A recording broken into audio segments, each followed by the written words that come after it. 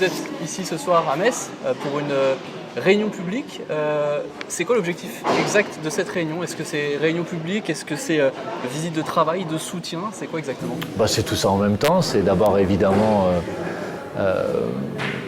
apporter mon soutien et le soutien du mouvement de la France Insoumise à la démarche municipale et à la liste municipale qui est conduite ici à Metz par Charlotte Leduc. Et puis évidemment c'est aussi réunir, mobiliser les citoyennes et les citoyens, les habitantes de cette commune, et puis chercher à les convaincre que pour changer leur vie dans 2 mois maintenant, puisqu'on est à 2 mois du premier tour de l'élection municipale, c'est pour cette liste qu'il faut voter tout simplement. À Metz, justement, vous le disiez, pour ces élections municipales, il y a 3 listes de gauche actuellement qui ont eu un peu de mal à s'entendre, qui même ne peuvent plus s'entendre selon les dernières négociations. C'est un peu rompu. Est-ce que la division aujourd'hui, c'est un peu le risque qu'il peut y avoir dans les communes? Écoutez, vous savez, les élections municipales, c'est une élection à 2 tours. Donc il y a un premier tour, et au premier tour, c'est aux citoyennes et aux citoyens de choisir quelle est la liste de gauche qu'ils ont envie de mettre en tête.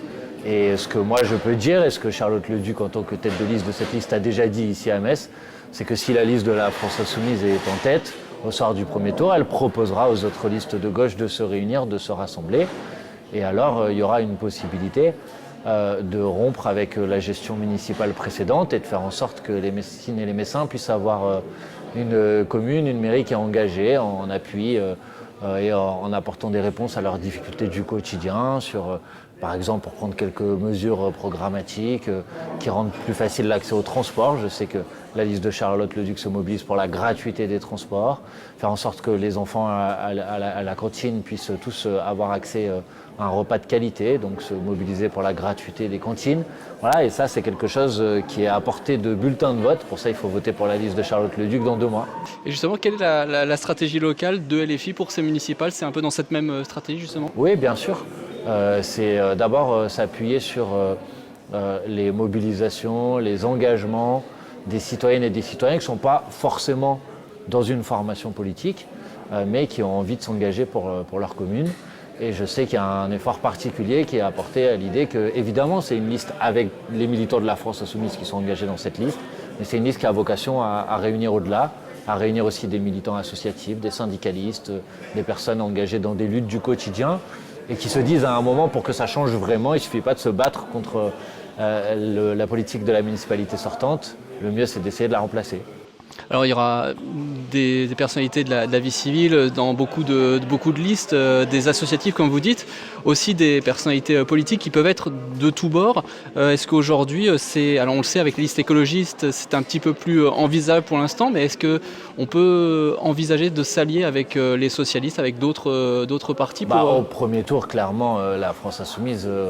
Elle ira au bout, elle a travaillé, elle a beaucoup d'avance d'ailleurs sur les autres listes, elle est engagée dans cette campagne depuis de longs mois, elle a fait tout un travail, y compris de construction programmatique, en s'appuyant aussi sur des réunions de travail, des auditions.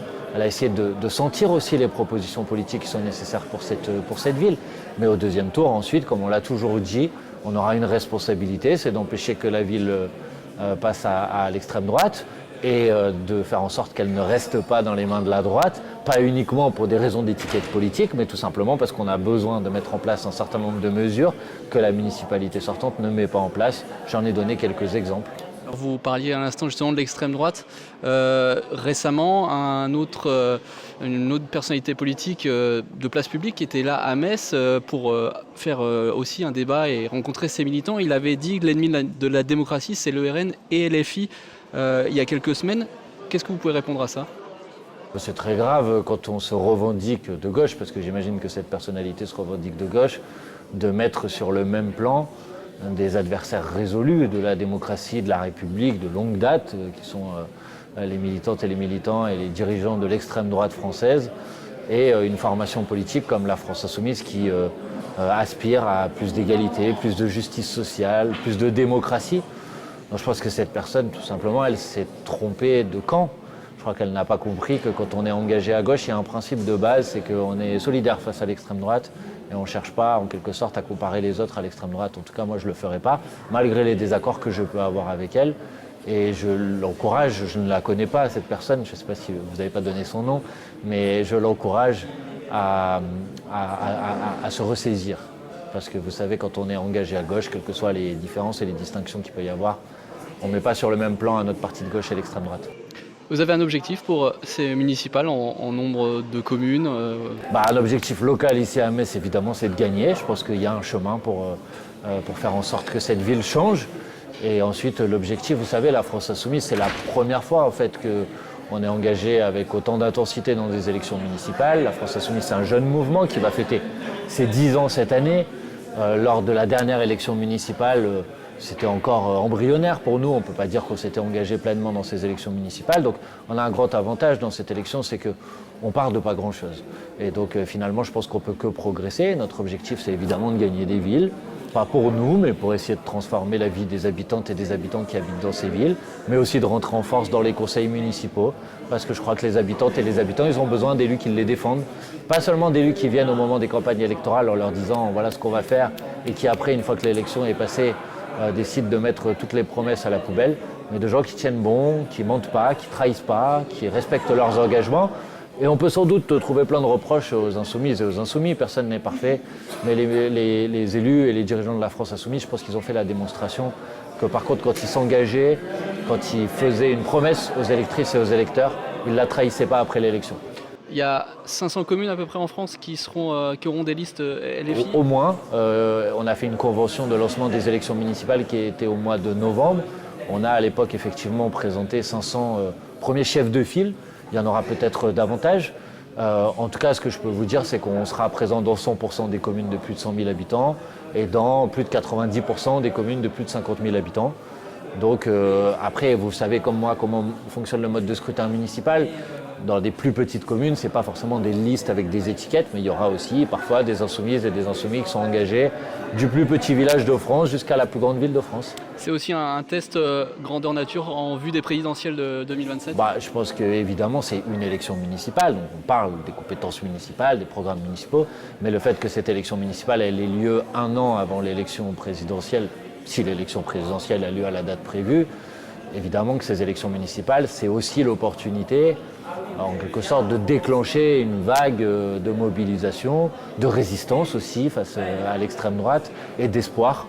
Parce que je pense que nombreuses et nombreux sont dans ce pays les habitantes et les habitantes qui ont envie de tourner la page du pouvoir actuel, mais qui en même temps ne veulent pas que ce soit l'extrême droite qui s'empare du pouvoir et qui sont en recherche d'une alternative d'espoir. Et je pense que dans cette élection municipale, en faisant grandir la dynamique autour de la France Insoumise, on peut renforcer cette dynamique d'espoir. Et c'est un scrutin local aussi très important puisque ce sera 7 ans, ce mandat. Oui, c'est vrai. Alors il faut bien choisir ses élus. Et sans doute, il faut aussi choisir des listes qui comprennent que l'objectif, c'est pas juste de voter une fois et qu'après les habitantes et les habitants rentrent à la maison. Et c'est la raison pour laquelle dans nos listes, et dans la liste ici à Metz conduite par Charlotte Leduc, il y a une attention particulière qui est apportée à la question démocratique, avec la volonté de développer des référendums d'initiative citoyenne, des votations citoyennes, parce qu'il faut sortir de ce mode de délégation de pouvoir où en quelque sorte vous avez des habitants qui votent, puis après pendant 7 ans on leur demande plus jamais leur avis. Et donc si c'est la liste de Charlotte Leduc qui est élue, comme dans les autres villes de France, si c'est les listes insoumises, les habitantes et les habitants seront consultés, seront sollicités, pourront donner leur avis. Et la politique municipale ne sera pas faite sans eux ou contre eux. Dernière question justement sur ces communes où des listes pourraient fusionner avant le premier tour. Est-ce qu'aujourd'hui LFI peut être sur une liste sans être tête de liste ? Ça arrive. Il y a évidemment des listes en France dans lesquelles on appuie et on soutient soit des municipalités sortantes, soit parfois des candidatures issues d'une autre formation politique. Nous, en fait, ce qui nous importe, c'est la question des propositions programmatiques. Et on a sorti il y a plus d'un an maintenant ce qu'on a appelé des marqueurs programmatiques, des engagements programmatiques. Et on a dit aux militantes et aux militants de la France Insoumise, on a élaboré ça ensemble, en fait, vous pouvez aller dans des listes à partir du moment où on est d'accord sur ces marqueurs programmatiques.